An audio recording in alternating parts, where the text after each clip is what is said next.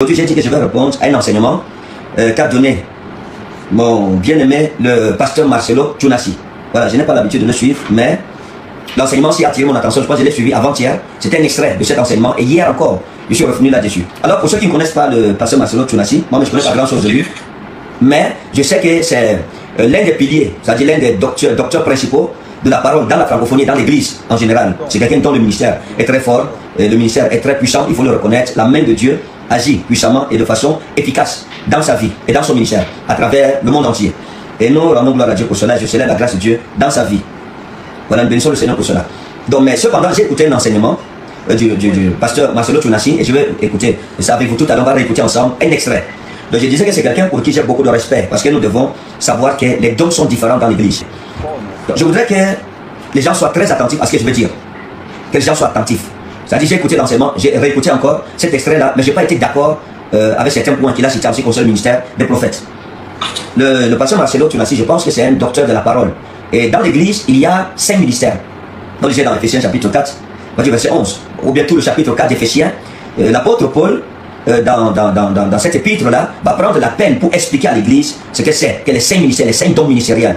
Et il va même nous aider, la Bible nous aidera même à comprendre l'ordre qui a été établi. Et Paul le fera, il dit qu'à Dieu a premièrement établi dans l'église les apôtres. Et puis, deuxièmement, les prophètes. Troisièmement, les docteurs. Et puis, le reste vient après. Donc, dans l'église, on a les apôtres, on a la première autorité dans l'église qui est constituée par les apôtres. La deuxième autorité, constituée par les prophètes. La troisième autorité de l'église, c'est le docteur. Ça veut dire que, bibliquement, le prophète est supérieur au docteur et l'apôtre est supérieur aux deux. Voilà l'ordre qui a été établi. Nous devons faire attention pour ne pas tomber dans ce que j'appelle le fanatisme chrétien. C'est quoi le fanatisme chrétien? Qu'est-ce que j'appelle le fanatisme chrétien? Il y a beaucoup d'hommes de Dieu, des pasteurs ou de docteurs, dans la francophonie surtout, que je connais, mais qui ne croient pas aux prophètes du tout, qui ne croient pas aux prophètes. Et quand vous écoutez leur enseignement, vous avez l'impression qu'ils dénigrent complètement le ministère des prophètes. C'est-à-dire que je ne mets pas à la place de leur brebis. Vous allez dans une telle église, l'impression que vous aurez, c'est que les prophètes sont des diables, que le ministère prophétique n'existe pas. C'est-à-dire, c'est un peu comme si c'est un enseignement qui vient être à l'origine d'un génocide parmi les prophètes. C'est-à-dire d'un génocide et d'un crime contre l'humanité, contre les prophètes. C'est-à-dire on veut éradiquer complètement de l'église les prophètes. Et certains de ces enseignants de la parole disent même qu'ils ne croient même pas qu'il existe aujourd'hui de vrais prophètes. Qu'ils ne croient pas en ça. Il y a tellement de faux. Mais il faut savoir une chose, mes amis. Mais quand il faut parler du ministère des docteurs, c'est-à-dire ceux qui sont docteurs, parce que c'est leur ministère, là on met ça en exergue.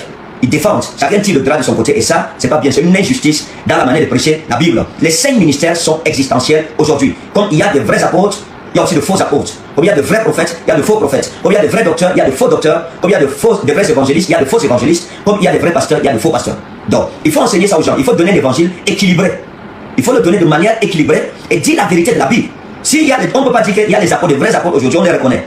Il y a des vrais pasteurs, on les reconnaît. Il y a des vrais docteurs, on les reconnaît. Il y a des grands évangélistes, on les reconnaît. Mais quant aux prophètes, on donne un évangile qui pousse à la haine des prophètes ou au mépris des prophètes. On pousse à l'évangile qui amène les fidèles à voir des prophètes comme étant des diablotins, comme étant des hérétiques, comme étant des personnes. C'est-à-dire que les 5 ministères que Jésus a laissés, il n'en reste que 4 qui sont vrais. Mais les prophètes dans le même côté. Je pense, pour être vrai, quand j'ai écouté l'enseignement de mon frère, j'ai compris une chose, c'est comme s'il s'adressait à quelqu'un de particulier. Oui, c'est comme s'il s'adressait à une personne en particulier. Comme s'il voulait résoudre un problème ou un conflit avec quelqu'un en particulier. Mais cependant, en résolvant ce problème, c'est-à-dire que son message certainement ciblait une personne précise, et peut-être quelques personnes touchent cette personne. Mais en même temps, ça fait que ça touche tous les prophètes. Tout prophète responsable qui va écouter cet extrait que je vais écouter tout à l'heure aura des hics dans sa tête et des tics dans sa tête. Il dira non, il y a quelque chose qui ne va pas. Donnons un enseignement équilibré. Disons la vérité. Il faut commencer par dire aux gens que les vrais prophètes existent. Ça, il faut le savoir. Les vrais prophètes existent. Et leur enseigner que comme il y a des faux docteurs, il y a aussi de faux prophètes, et que mon enseignement s'adresse aux faux prophètes et non aux vrais prophètes. Et non pas mettre le prophétique dans tout un panier de faux, d'arnaque ou de satanisme. Non. Non, non. Je vais répondre point par point. Parce que le reste de son message ne m'intéresse pas. Je vais juste répondre à la partie qui parle des prophètes.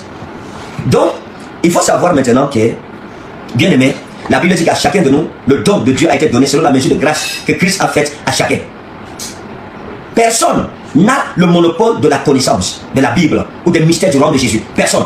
Et l'apôtre Paul lui-même va le reconnaître dans 1 Corinthiens chapitre 11. Il dit ek meros prophéto omen, ek meros ginoskomen. Qu'est-ce que ça veut dire en grec? Il dit que nous connaissons, mais c'est des meros. Et nous prophétisons, c'est des meros. Et quand on parle de meros en grec, meros c'est une partie infinitésimale de la connaissance par rapport au tout. par rapport à la coutume. Ça veut dire quoi? Ça veut dire qu'en réalité, nous ne connaissons rien parce que le Mérouche, c'est infinitésimal, c'est infiniment petit, c'est petitissime. C'est-à-dire que Paul veut dire qu'on ne connaît même rien de Dieu. On ne connaît rien du tout qui représente Dieu. Ce que nous connaissons, c'est en partie. Donc on ne connaît presque rien de Dieu. À partir de ce moment, la petite connaissance qui nous sera donnée, il faut qu'on puisse la gérer avec crainte de Dieu, avec parcimonie et avec beaucoup d'humilité. Parce que parfois, quand on nous acclame, la prétention peut entrer. Et la prétention peut venir sans avertir. On doit faire attention. Je dois reconnaître le ministère de mon frère. Et combattre le ministère prophétique, ce n'est pas faire du mal aux hommes. C'est faire du mal à Jésus-Christ. C'est combattre ce que Jésus lui-même a fondé. Et surtout faire du mal à son église. Parce que la Bible dit clairement que l'église est fondée sur le fondement des apôtres et des prophètes. Et Jésus-Christ a dit, Petra, et sur ce roc, je bâtirai mon église. Et les portes de l'enfer du Hadès ne prévaudront jamais contre elle. Or, quand il parle de oikotomé sur montagne ecclesia, en grec, c'est un peu une forme réflexive qui marque la redondance, qui marque l'insistance et donc la jalousie. Mon église, montagne ecclesia. Mon église à moi, je la bâtirai. Et la Bible dit que cette église est bâtie sur le fondement des apôtres et des prophètes. Donc celui qui combat les prophètes est en train de détruire la fondation, la deuxième fondation de l'église. La Bible ne dit nulle part que l'église est fondée sur le fondement des apôtres et des docteurs, bien les apôtres et les pasteurs, les évangélistes. La Bible est claire. La Bible dit que l'église est fondée sur le fondement des apôtres et des prophètes. Donc, tout homme de Dieu qui s'attaque au ministère prophétique s'attaque à la fondation de l'église, à l'une des fondations de l'église. Donc il faut s'attaquer à ce qui est mauvais, il faut dénoncer ce qui est mauvais, je suis d'accord avec. Le prophétique n'est pas la divination, mais il ne faut pas tout mélanger. Il faut dire aux gens clairement qu'il y a des vrais prophètes.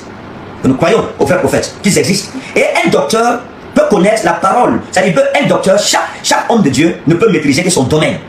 Là aussi, il faut être assez humble pour le reconnaître. Un pasteur peut parler d'un docteur, du ministère doctoral, mais il ne peut pas connaître les méandres du ministère doctoral parce qu'il n'est pas un docteur. De même, un docteur peut parler d'un apôtre, mais s'il n'est pas apôtre, il ne peut pas connaître les secrets profonds du ministère apostolique. Parce qu'il n'y a qu'un apôtre pour comprendre en profondeur l'apostolat. Comme il n'y a qu'un docteur pour comprendre le doctorat, il n'y a qu'un prophète pour comprendre un autre prophète. Un docteur ne peut pas comprendre les mystères du ministère prophétique. Il ne peut pas comprendre les méandres de la ziggourate du ministère prophétique. Ce n'est pas possible. Fut-il un saint, il ne peut pas le connaître. Ce n'est même pas du tout possible. Donc chacun maîtrise les rois de son domaine. Tu veux connaître le ministère prophétique, pose des questions à un prophète majeur. Et il t'en parlera, il te révélera les secrets. Mais le désordre vient dans l'église parce que les gens sortent de leur couloir pour parler des choses qu'ils maîtrisent mal. Et je vais essayer de répondre à ça tout à l'heure. Bibliquement, les gens sortent de leur couloir. Et pour répondre, ils vont un peu dans des profondeurs qu'ils ne maîtrisent plus. Pourquoi? Parce qu'il faut être appelé à ce ministère pour comprendre certains rois de ce ministère-là. C'est une réalité.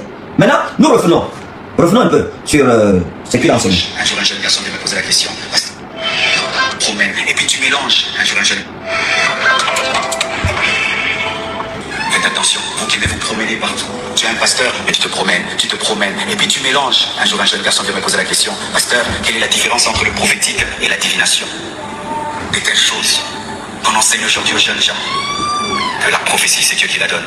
Mais quand tu entres dans la dimension de la voyance, c'est toi qui décides de voir. L'occultisme. L'occultisme. Ces termes voyance-là viennent d'où?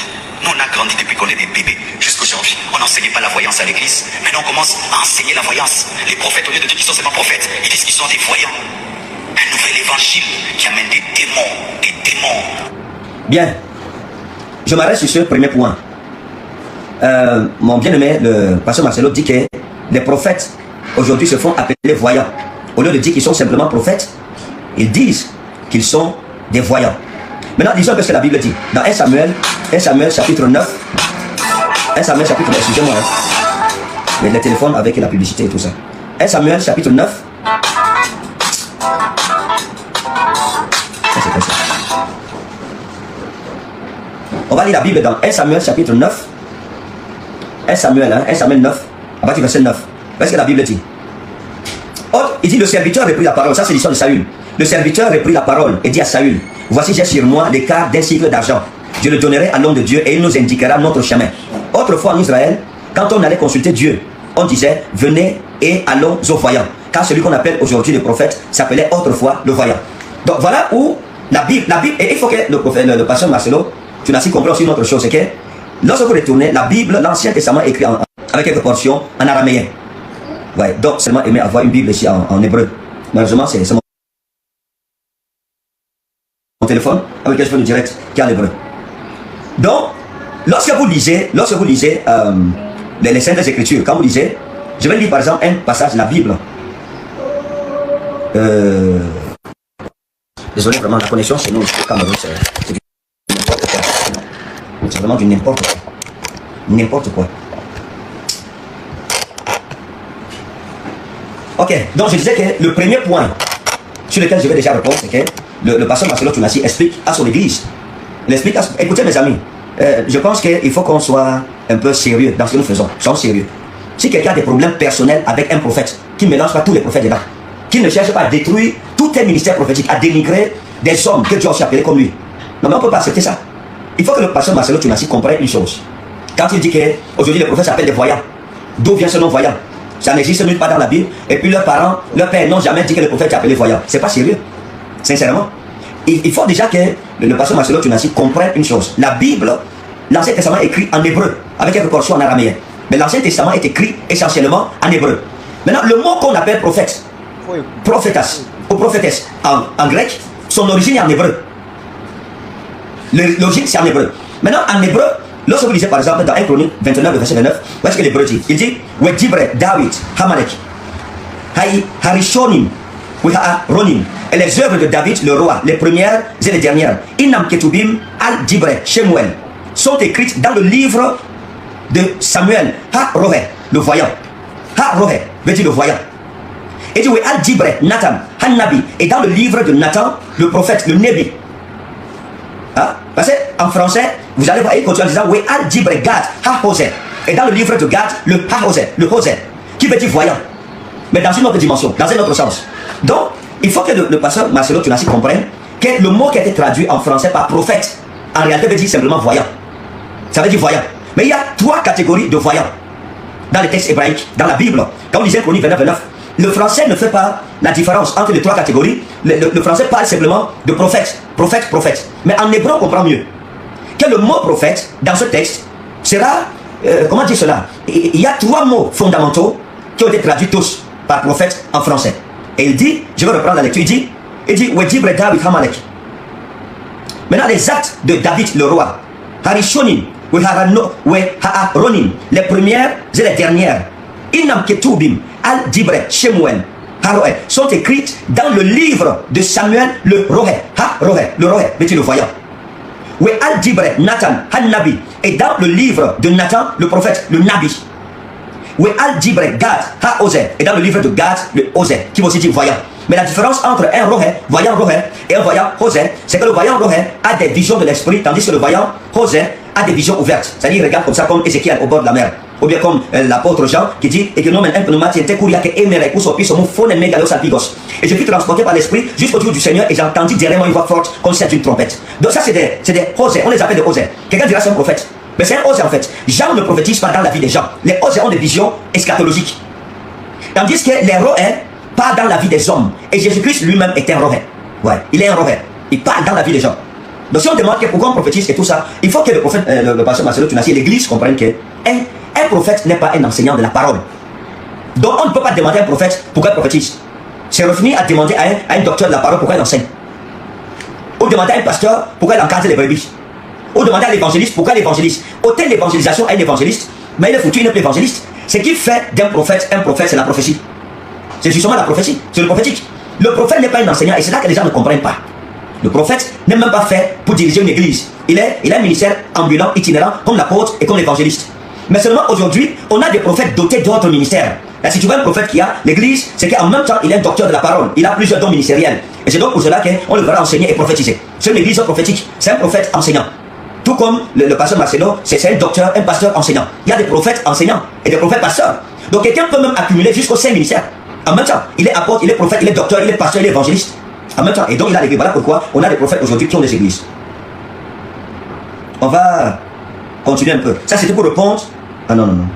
C'était pour répondre un peu à sa préoccupation par rapport à la voyance. Le mot voyance. Parce que c'est l'occultisme. L'occultisme.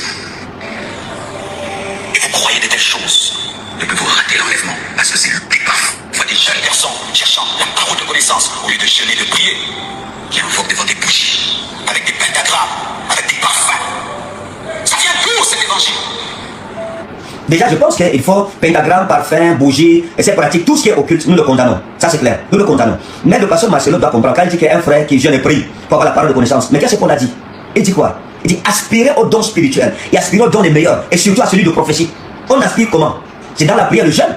Les dons de l'esprit se retrouvent dans la prière de jeûne. Qu'est-ce que Paul dit à Timothée? Il dit ne néglige pas le don de Dieu que tu as reçu par l'imposition de mes mains. L'imposition des mains, c'est la prière.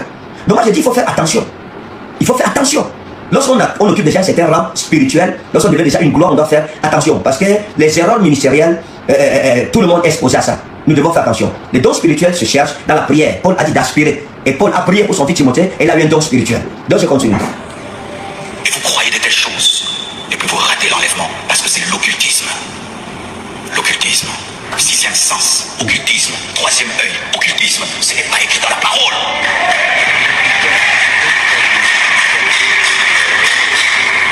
On n'enseigne pas aux chrétiens à se concentrer, mais à se consacrer. Dieu ne nous utilise pas par notre capacité de nous concentrer et regarder une bougie pendant des heures et des heures. Ce n'est pas l'évangile. Il faut croire en Jésus et aimer Jésus, vivre dans l'amour et Dieu va t'utiliser.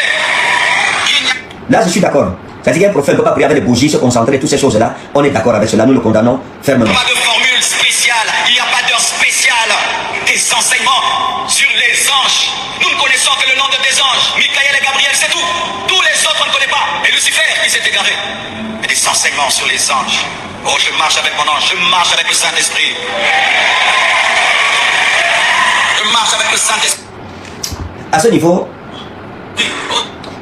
là, je ne suis pas d'accord parce que je pense que je ne sais pas ce qui nous arrive souvent en tant que prédicateur.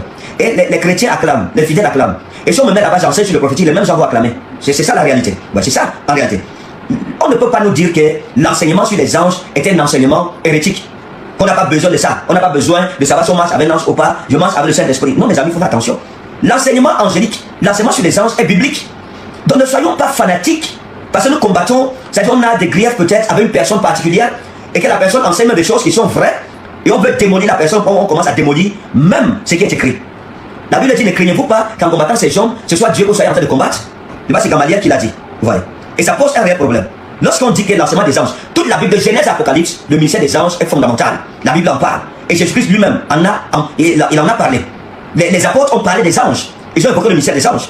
Vous voyez. Lorsque vous lisez par exemple dans Matthieu chapitre 18, hein, Matthieu chapitre 18, déjà 134 verset dit quoi? L'ange de l'Éternel campe autour de ceux qui le craignent et les arrache au danger. Je suis d'accord que la Bible parle de 3 noms d'anges. Et c'est même pas les anges. Il s'agit des archanges.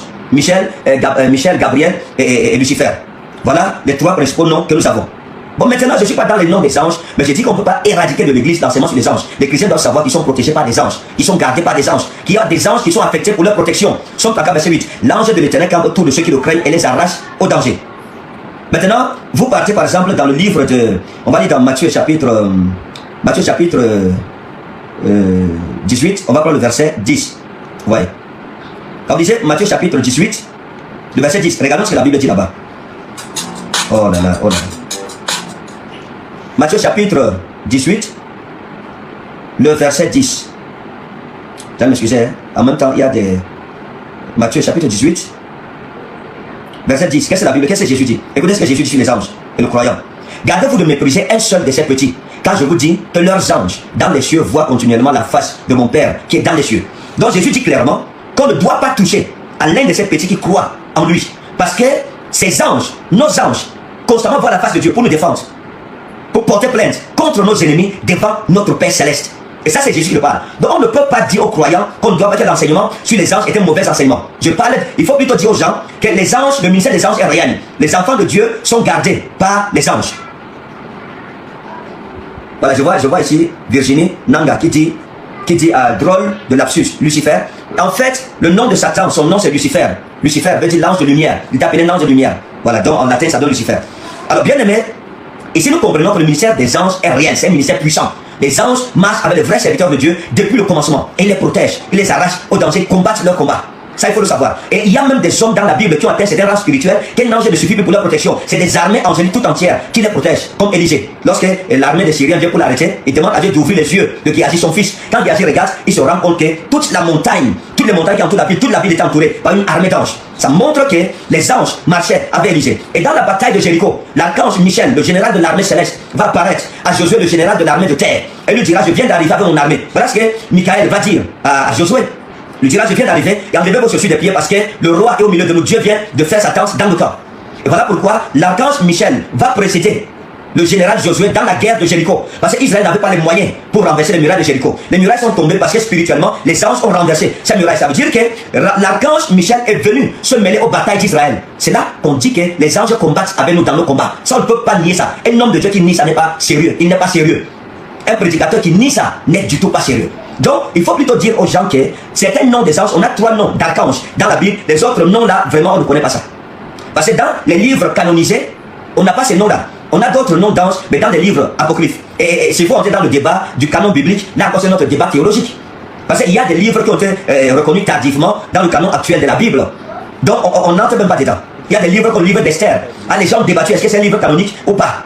On a failli balancer le livre d'Esther dans les apocryphes. Pourquoi? Parce que dans le livre d'Esther, Dieu n'apparaît nulle part. Donc, ça c'était pour répondre aux anges. Mais moi je connais Jésus, je connais le Saint-Esprit et je marche avec le Saint-Esprit. Je n'ai pas besoin de connaître mon ange. Je n'ai pas besoin. Ça paraît que des bons enseignements. Ce sont des hérésies. Des hérésies. Paul n'a jamais prêché ça. Pierre n'a jamais prêché ça. Nos pères n'ont pas prêché ça. Il n'a jamais. Je voulais que le pasteur Marcelo sache que les apôtres ont parlé des anges. Ah, j'ai passé le temps. Et supposons même que les apôtres n'aient pas parlé des anges, mais Jésus-Christ a enseigné sur les anges. Il a enseigné. Lui-même a été servi par des anges. Et il dit clairement que chaque croyant a un ange qui voit la face de Dieu pour lui en sa faveur. Et il dit de ne pas toucher à nous parce que nous avons des anges qui nous gardent. Si quelqu'un met la main sur nous, et l'ange usera de représailles envers la personne. Donc c'est pas parce que les apôtres n'ont pas enseigné. Et si Jésus l'a enseigné, Jésus est plus important que les apôtres. Vous aimez les enseignements occultes magiques. Les magiciens n'entreront pas au ciel.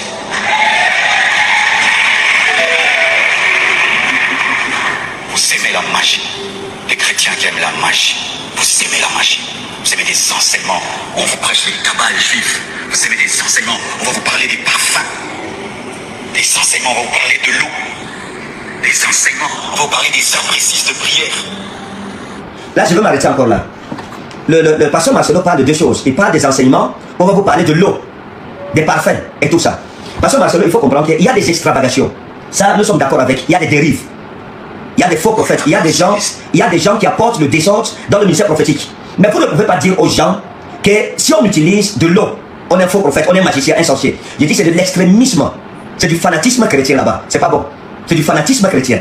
Donc il faut comprendre qu'il y a ce que la Bible, il y a ce qu'on appelle dans la Bible le ministère des franges. Le ministère des franges est une réalité. On ne peut pas annuler ça. C'est des évidences.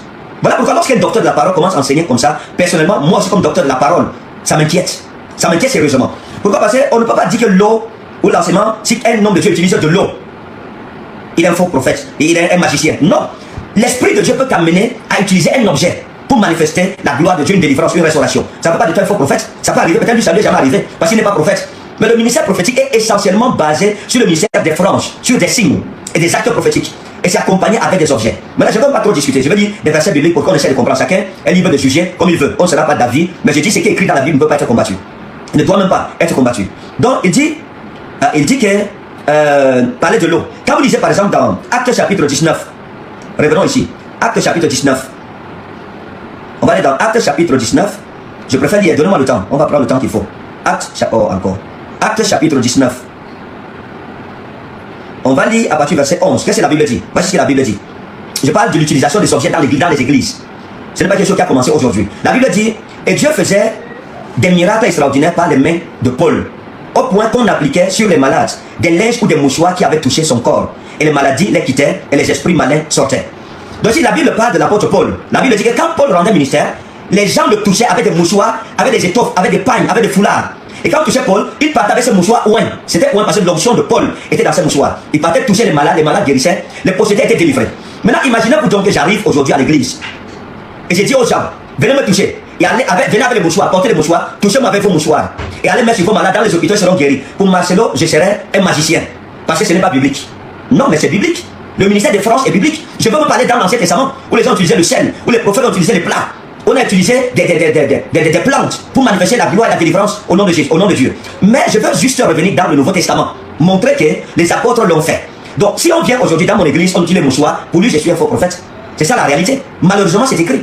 Donc Paul est un faux prophète. Peut-être dira non, Paul n'avait pas demandé aux gens d'apporter les mouchoirs, mais il a quand même accepté que ce soit fait. Parce qu'on ne le touchait pas contre son gré. Il a laissé faire. Voilà pourquoi il est écrit que les gens le faisaient. On ne dit pas que c'est une personne qui l'a fait. C'est toutes les communautés, partout où il passait. Les gens avaient remarqué ça et les gens le faisaient, ils laissaient faire. Pourquoi? Parce qu'ils croyaient en cela. Ils croyaient au ministère des franges. Si c'était une hérésie, Paul aurait dit, on sait comment Paul était rigoureux dans sa doctrine. Il aurait dit, ne venez pas avec le mouchoir, ne me touchez plus, c'est le nom de Jésus seulement qui guérit. Dans le Nouveau Testament, on n'a pas été guéri avec le nom de Jésus. Parfois, on a utilisé certains objets pour apporter la délivrance, à commencer par Jésus lui-même. On va continuer, lisons encore. J'ai dit encore que nous restons dans ce qui est strictement permis par la Bible. Le reste là, je ne suis pas dedans. Il y a des extravagations. Par exemple, quand un prophète veut laver une femme nue, ça on dit que c'est diabolique. Tout ce qui est impudique, tout ce qui est dépravé, nous condamnons cela. Mais ce qui est biblique, il faut l'accepter. Le prophète Marcelo, le pasteur Marcelo, peut-être sera prophète un jour, devrait dire aux gens, à son église, que le ministère des Francs existe dans la Bible. On a utilisé le mouchoir, qui leur dit ça. Ça peut arriver donc que l'Esprit de Dieu demande à un prophète d'utiliser un objet pour marquer un acte prophétique et apporter la délivrance à une personne. Maintenant, nous retournons maintenant dans Actes chapitre 5. On est plus dans Actes. Alors dans Actes chapitre 5, on va prendre le verset 14 et 15. Qu'est-ce que la Bible dit? Actes chapitre 5, le verset 14 et 15. La Bible dit ceci. Le nombre de ceux qui croyaient au Seigneur, hommes et femmes, s'augmentait de plus en plus, en sorte qu'on apportait les malades dans les rues et qu'on les plaçait sur des lits et des couchettes, afin que lorsque Pierre passerait, son ombre au moins couvrit quelqu'un d'eux. Voilà comment les gens avaient découvert la puissance de l'onction. Pour être guéri, l'ombre de l'apôtre Pierre guérissait les gens. Maintenant, vous voyez, si je viens dans mon église dimanche et je dis aux gens que mettez-vous là, je vais passer mon ombre comme Pierre, va guérir les gens pour Marcelo, je suis un sorcier. Non, mes amis, il faut faire attention. S'il vous plaît. Personne ne maîtrise Dieu. Dieu fait ce qu'il veut, avec qui il veut, comme il veut. C'est pas parce que ton frère fait ce que tu ne fais pas qu'il n'est pas de Dieu. On ne mesure pas l'authenticité d'un homme de Dieu par rapport à nous. Non. C'est pas par rapport à nous, c'est par rapport à Dieu. Et on commence à tomber dans l'esprit de l'erreur lorsqu'on veut que notre modèle puisse être une règle pour d'autres personnes. Non, c'est Dieu qui est la règle et c'est Dieu qui est le modèle. Chacun a reçu un appel spécifique de Dieu. Chacun connaît Dieu dans la mesure où Dieu s'est révélé à lui. Quelqu'un d'autre connaîtra Dieu dans une autre dimension. Mais tu ne diras pas parce qu'on ne fait pas dans telle église comme dans mon église, alors automatiquement, c'est le faux. Non, ça c'est l'hérésie. C'est ça la véritable hérésie. Donc, je vais continuer. La Bible dit, par exemple, revenons maintenant sur Jésus. Dans Marc chapitre 7, le verset 33. Lisons le livre de Marc chapitre 7, le verset 33. Et la Bible dit, on lui amena un sourd. Là c'est Jésus, qui avait de la difficulté à parler. Et on le pria de lui imposer les mains. Il le prit à part, loin de la foule, lui mit les doigts dans les oreilles et lui toucha la langue avec sa propre salive. Maintenant regardez, ça c'est Jésus. La Bible dit qu'on lui amène quelqu'un qui ne parle pas, qui a difficulté à parler. Jésus le prend, il l'amène d'abord en brousse. Donc imaginons-nous que je suis à l'église, on m'amène un sourd muet, je le prends, je sors de l'église, on disparaît dans la forêt. Qu'est-ce que le pasteur Marcelo dira à son église? Voilà les sorciers vous a dit. Et qu'à l'église, pour guérir les gens, je crache sur ma main peu. Je mélange ça et je mets ça dans la bouche d'un sourd. Et que le pasteur Marcelo voit ça, il dira quoi à son église? Il y a un faux prophète au Cameroun. Il y a un sorcier là-bas qui guérit avec la salive. Prêchons la parole. C'est la parole qui guérit. Je dois avoir la foi et je serai guéri. Pourquoi Jésus n'a pas dit simplement la personne soit guérie? Pourquoi il utilise la salive, un objet? Pourquoi il passe par là? C'est ce qu'on appelle le ministère de France, parce que c'est un prophète, c'est le père des esprits des prophètes. C'est comme ça que l'esprit de la prophétie fonctionne. Jésus pouvait simplement imposer les mains, puisque c'est ce que les gens voulaient. On n'a pas demandé qu'il mette la salive. Mais imaginez qu'aujourd'hui on dise qu'il y a un homme de Dieu qui guérit les gens avec la salive. Le pasteur Marcelo voit ça. Jésus sûr qu'il va dire dans son église, voilà les sataniques. C'est eux que vous voulez suivre. Comment quelqu'un peut guérir avec sa salive? Pourtant, il faut qu'il proclame la parole de Dieu. Il ne pose la main, il prie simplement au nom de Jésus et la personne sera guérie. Non, mes amis, Dieu n'est pas un homme. On ne peut pas maîtriser Dieu. On ne peut pas. À partir du moment où nous voulons déjà montrer aux gens que nous sommes la règle exclusive, c'est nous qui détenons le monopole. Paul a dit Egmerus dinoscomen, car Egmerus, prophète homme, nous connaissons en partie et nous prophétisons en partie. Un homme ne peut pas comprendre toute la spiritualité seule. Chacun comprend son domaine. Chacun comprend son domaine. Soyons humbles pour reconnaître que Dieu qui m'utilise peut aussi utiliser l'autre. Soyons humbles. L'humilité c'est important. Quand tu ne comprends pas une chose, n'en parle pas. Ou approche-toi de ceux qui ont été appelés pour ce domaine-là. Il y a tellement d'exemples dans la Bible que je peux donner. Hein? Lisons maintenant, par exemple, Marc 8, le verset 23. Marc chapitre 8, le verset 23. Il y a tellement d'exemples comme ça. Marc chapitre 8, verset 23. Qu'est-ce que la Bible dit? Ils se rendirent à Bethsaïda et on amena vers Jésus un aveugle qu'on le pria de toucher. Il prit l'aveugle par la main et le conduisit hors du village. Puis il lui mit de la salive sur les yeux, lui imposa les mains et lui demanda s'il voyait quelque chose. Pourquoi Jésus dit la salive? Pourquoi ne pas guérir simplement? Pourquoi la salive? Est-ce que ce n'est pas le maraboutage? Est-ce que ce n'est pas la sorcellerie? Est-ce que ce n'est pas l'idolâtrie? Est-ce que ce n'est pas l'occultisme? La salive vient faire quoi dans la guérison? Pourquoi Jésus le fait? Pour nous montrer qu'il est Dieu, qu'il fait ce qu'il veut, avec qui il veut, quand il veut, comme il veut, et qu'il emploie les moyens qu'il veut, qui lui plaisent, pour amener sa gloire dans la vie d'un homme. Ça nous montre ce que Dieu peut faire. Si Jésus-Christ l'a fait de son vivant sur la terre, combien d'autres choses il peut faire comme ça, qui sont incompréhensibles, peut-être même inadmissibles? Parce qu'aujourd'hui, prends ta salive, mets dans la bouche de quelqu'un, il va te demander si tu veux lui donner l'hépatite B. Il y a des maladies qui se transmettent par la salive. On n'accepterait pas ça aujourd'hui. Mais Jésus-Christ lui-même, qui est notre modèle, l'a fait pourquoi? Pourquoi il utilise les objets? Il y a notre même, il y a même plus grave même, qu'il a fait à notre malade. Là, c'est Jean 9,16, Jean 9,6. Qu'est-ce que la Bible dit là-bas? Lisons ça, Jean chapitre 9, le verset 6. Après avoir dit cela, il crache. Pendant que je suis dans le monde, je suis la lumière du monde. Après avoir dit cela, il crachait à terre et fit de la boue avec sa salive. Puis il appliqua cette boue sur les yeux de l'aveugle. On lui amène un aveugle. Il dit qu'il est la lumière du monde. Il crache à terre. C'est Jésus. Il crache. Et le monsieur regarde. Les gens regardent. Et quand il crache, il prend. Où il a craché là, il malaxe ça, il malaxe. Ça fait une patte. Il prend ça. Il la met sur les yeux du malade. Mon ami, tente de faire ça aujourd'hui. On va te taxer de tout dans l'église. Mais pourquoi le pasteur Marcelo ne taxe pas Jésus de sorcier, d'hérétique? Et s'il admet que Jésus-Christ a dit que si nous croyons en lui, nous ferons ce qu'il a fait. Et nous ferons plus grand que ce qu'il a fait. Donc je peux poser des actes prophétiques aujourd'hui qui semblent être inacceptables. Mais ces choses se font sous l'inspiration de la grâce, sous l'inspiration du Saint-Esprit. Jésus l'a fait pourquoi? Pour préserver l'église de ce genre d'histoire. Où un homme de Dieu, pour ce pas le Saint-Esprit va poser un acte. Dis aux gens, bois, apporte un verre d'eau. Il prie, il dit bois, tu reçois la guérison. Il prie sur le verre d'eau et tu bois, tu reçois la guérison. Et on dit qu'il est sorcier. Pourquoi donc tu pries à la maison sur l'eau et la nourriture pour manger? Où est la différence entre prier sur l'eau, donner à quelqu'un à l'église, il prie, il reçoit la guérison, et toi prier sur l'eau à la maison, tu bois? Si c'est la sorcellerie, ça veut dire qu'à la maison, tous ceux qui prient sur l'eau ou la nourriture là, c'est des sorciers. Puis c'est le même acte. C'est juste que l'endroit dit, bien c'est à cause de ce que c'est à l'église qu'on devient sorcier. Il faut faire attention. Les choses de Dieu, on ne peut pas les expliquer ni les comprendre. À partir du moment où on veut commencer à expliquer les profondeurs des mystères de Dieu qui appartiennent à Dieu seul, automatiquement, on commencera à tomber dans les récits. Il faut faire attention. L'humilité, c'est important. L'humilité, c'est important. Et il faut savoir que chacun a sa grâce et son don et sa vocation. Il ne faut pas entrer dans des choses qu'on maîtrise un peu. Maintenant, dans son direct, dans son enseignement, le pasteur Marcelo va te parler, il parle des heures de prière. Il parle des heures de prière. Chose compliquée. La magie. Vous aimez la magie. Vous aimez des enseignements où on vous prêche les cabales juives. Vous aimez des enseignements où on va vous parler des parfums. Des enseignements où on va vous parler de l'eau. Des enseignements où on va vous parler des heures précises de prière. Écoutez, il dit des enseignements, on va vous parler. Des enseignements, on va vous parler de l'eau. Des enseignements, on va vous parler des heures précises de prière. Non mais, entre nous mes amis, c'est pas sérieux. Écoutons ça. Des enseignements, on va vous parler de l'eau. Des enseignements, on va vous parler des heures précises de prière. Des enseignements, on va vous parler. On va enseigner ça. Écoutons ça. Des enseignements, on va vous parler de l'eau. Des enseignements, on va vous parler des heures précises de prière. Paul n'a pas enseigné ça. Il enseignait l'humilité. Il enseignait la foi. Il enseignait... Maintenant, ici, vous voyez que le pasteur Marcelo Tunasi parle des enseignements. On vous parlera des heures précises de prière. Paul n'a pas enseigné ça. Il enseigne la foi, il enseigne l'amour, il enseigne la prière. Mais, mes amis, lorsqu'un docteur de la parole nous donne ce genre d'enseignement, ça doit commencer à nous inquiéter. Moi, ça m'inquiète. Où est le problème avec les heures précises de prière? Si quelqu'un décide de dire que moi, mes heures de prière, c'est 5h, midi, 18h. Moi, j'ai les heures de prière. 5h, midi, 18h, minuit. Voilà mes heures de rencontre avec Dieu. Et on lui dit qu'il est un hérétique, il est un sorcier, que ce n'est pas biblique. D'abord, c'est biblique. Les heures de prière sont bibliques. Et les apôtres respectaient les heures de prière. Ils ne priaient pas des autres. C'est sûr qu'ils avaient des moments de rencontre avec Dieu, ils prenaient des retraits comme Pierre l'a fait à Jaffa, etc. Mais les apôtres avaient une vie de prière disciplinée. Ils avaient des heures de prière où tout le monde montait prier. Et toute l'église le savait. Donc aujourd'hui, quel docteur de la parole nous dit qu'enseigner sur les heures de prière, c'est une hérésie, c'est la sorcellerie, c'est la magie. J'ai dit qu'il y a un problème sérieux quelque part. Il faut faire attention. La Bible dit ceci dans Actes chapitre 3, à partir du verset 1. Pierre et Jean montaient ensemble au temple à l'heure de la prière. C'était la 9e heure, c'est-à-dire midi. Selon l'horloge hébraïque, vous ajoutez simplement 3 heures. Je répète, Pierre et Jean montaient ensemble au temple à l'heure de la prière. C'était la 9e heure. Donc ils sont montés au temple à l'heure de prier. Ils sont partis prier. Donc écoutez mes amis, c'est ce que je vais dire à l'église. Quand nous vous enseignons, allez sonder les Écritures. Soyez comme les chrétiens le béret. Ne dites pas seulement oui. Va regarder la Bible. Le roi David avait des heures de prière. Il parle de se lever prier avant l'aurore. Il parle de la prière de minuit. Il parle de la prière de 5 heures. Il parle de la prière de midi. Les heures de prière sont bibliques, mes amis. Un croyant doit avoir des moments de rencontre avec Dieu.